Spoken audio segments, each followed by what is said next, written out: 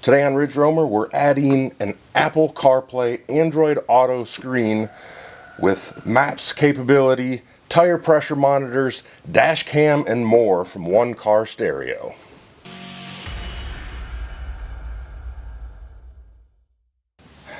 So these systems are so cool. In one little box, you get a ton of capability, and right now we're going to go over everything that's included. So, first and foremost, you get the screen itself.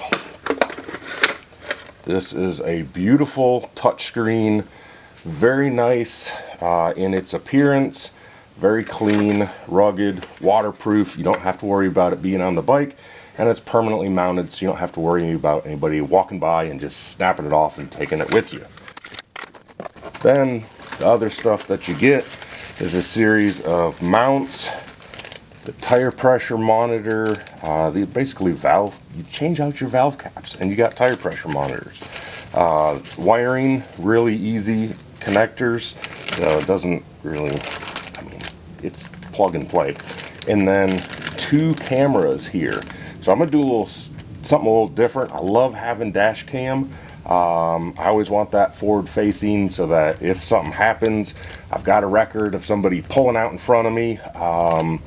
But these are HD cameras, so the rear facing one, I'm going to try putting it up front and see if I can use it, do a little bit of moto vlogging, because it's already going to be pointing back at me.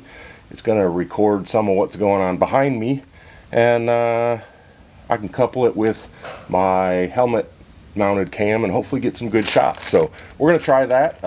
Normally you'd mount it on the back of your bike facing backwards, and you've got dash cam front and rear. I'm going to try a little something different, and I'll give you an update down the road on how that goes. And then they give you basically your installation kit, which is tools and zip ties and things like that. So that's it. That's everything you need. So let's go ahead and get it mounted up. First thing we'll want to look at is interface between the bike and the system. The back of this has a mounting plate already on it. It's an aluminum plate. It's got this little mounting point here, and then they include the interface. So this will essentially go through the display, the back of that, and then you've got a round bar mount clamp here. This can go on handlebars, so you can mount it there. It's flat, so you could get creative. You could mount this separately because it's its own piece.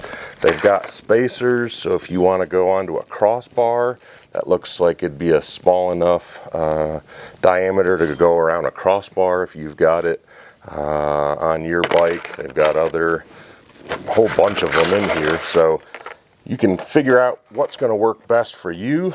I've got this mount right up here that I bought for my bike, so I can clamp this right here and mount it any way that seems like it's going to work best for me.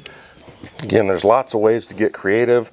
I bought this mounting plate here that I was planning on using, and it just sort of allows me to bolt this and keep a really low profile. So I'm gonna get creative here and see what I can come up with, what's gonna work best between these mounts. Once that's mounted up here, again, you can go handlebars, you can go mirror, you could go crossbar, you could go your own mount.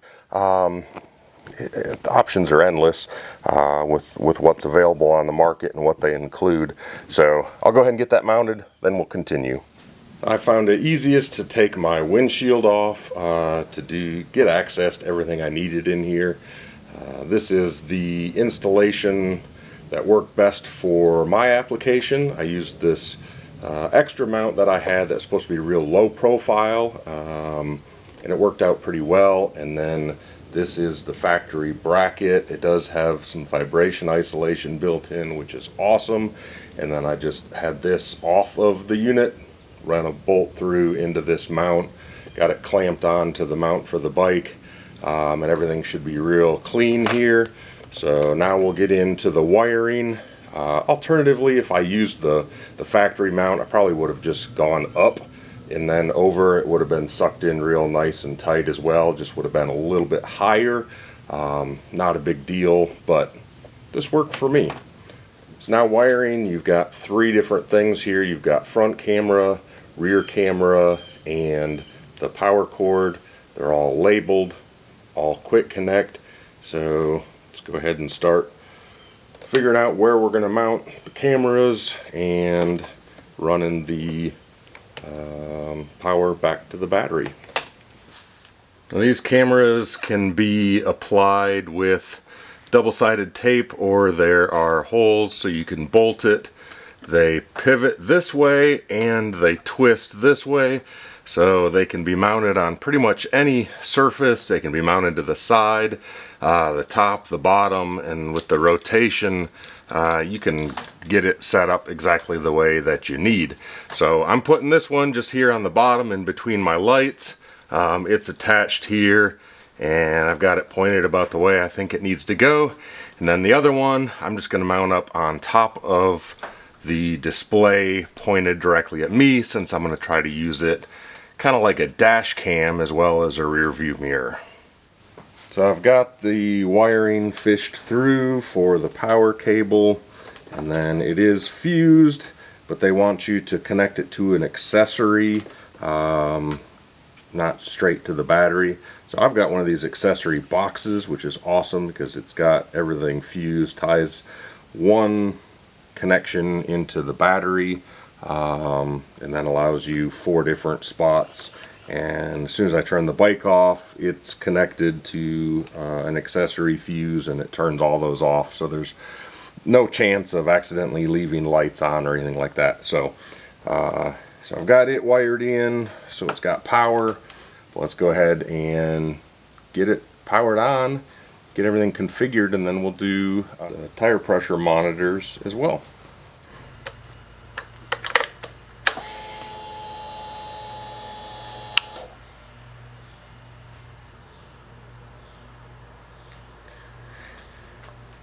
So with everything coming to life, I'm going to go ahead and go to settings.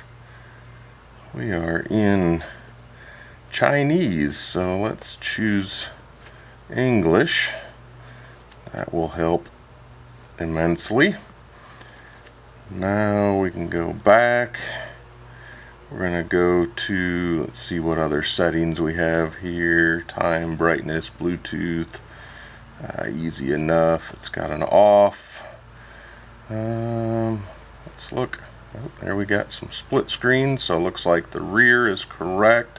The front I need to rotate.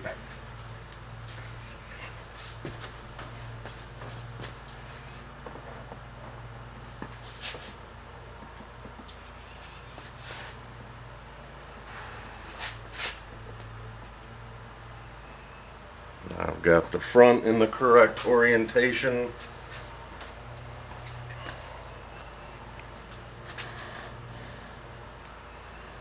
So everything's set to record those. Go back home. Let's go to Android Auto. Since I'm an Android guy, we need to do a Bluetooth search. So I'll go to my Bluetooth screen, pair.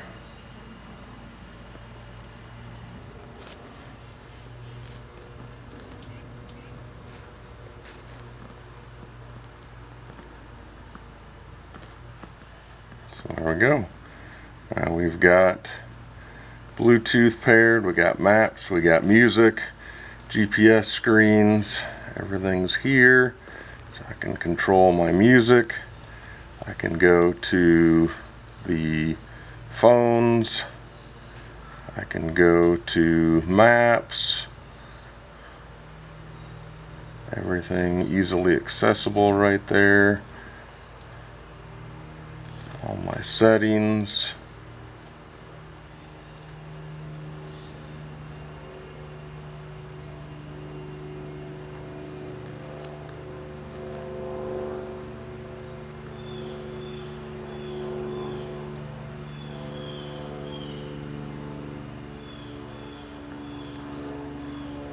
Onyx off-road that I can use.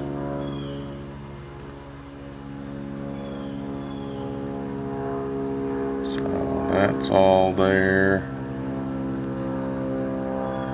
Love it.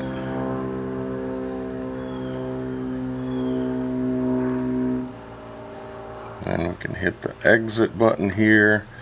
Go back to this. Go into settings. We can set the time. We've got pressure, time format. Can completely turn it off if I want. Back to Android Auto. This looks really crisp and clean here. Does everything that you'd expect with drag and drop. I'm going to go back here. The maps looks pretty good. Kind of took a second for it to learn everything, but happy with the way that looks. You can multi-view.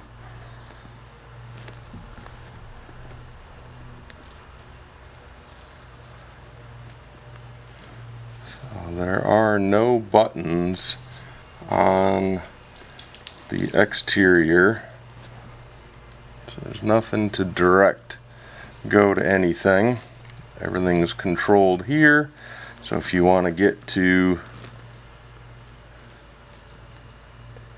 tire pressure monitors and everything, we're going to go back to here. I can set my units to pressure and my temperature. I can adjust where I want the alarms for too high or too low, and then we'll go ahead and attach the tire pressure monitors, and that'll give us all that information, and that'll show up right on this main screen here and then give us an alert if it does go too low.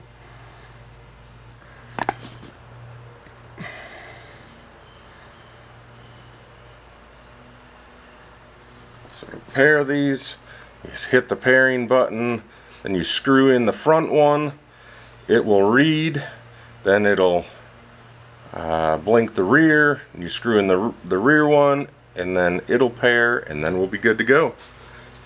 Installation of the tire pressure monitors themselves is very easy. You take the cap off, you install one of the brass nuts, which is just a jam nut, and then you're going to find they've got A and B, which is rear wheel and front wheel. So on the front, I'm just going to screw this down. You can hear the air starting to go.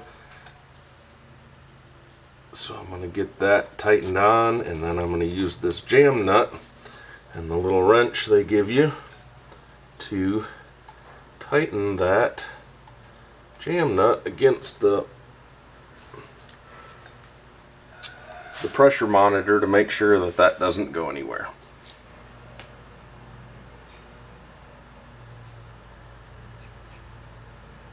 That's it. That's installation. Now we'll do the rear and we'll check it out on the screen.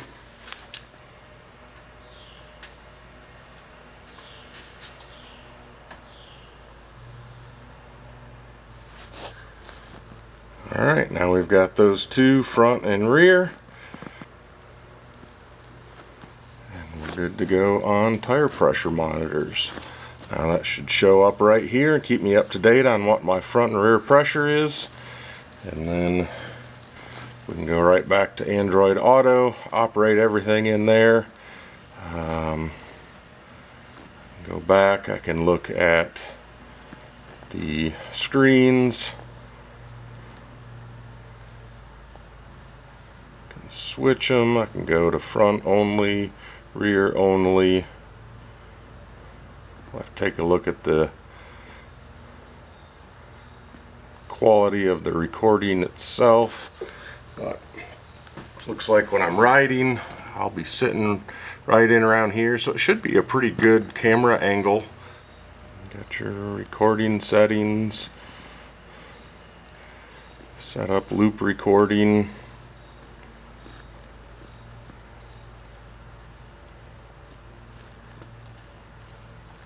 change your resolution, but it's HD only. You can date watermark stuff. You can have it mirror the camera. Excellent.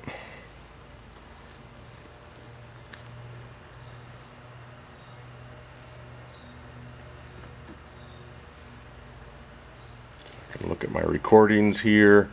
There's also a phone app that help you download. Nice and responsive. Everything seems to go quickly. Music controls.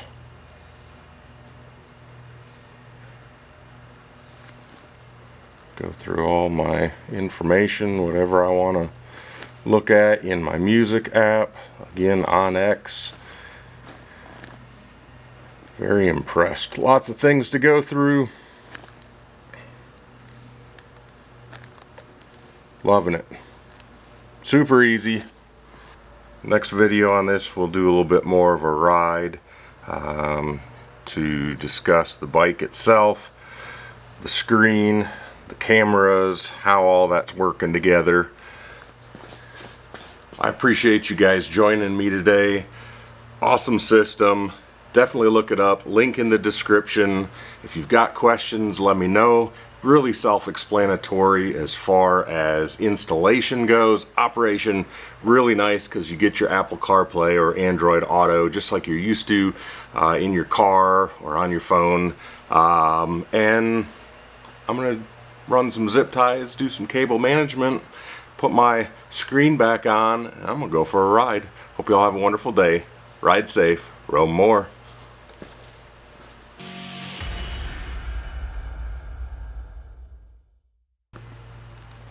And then when I turn the key off, everything powers down.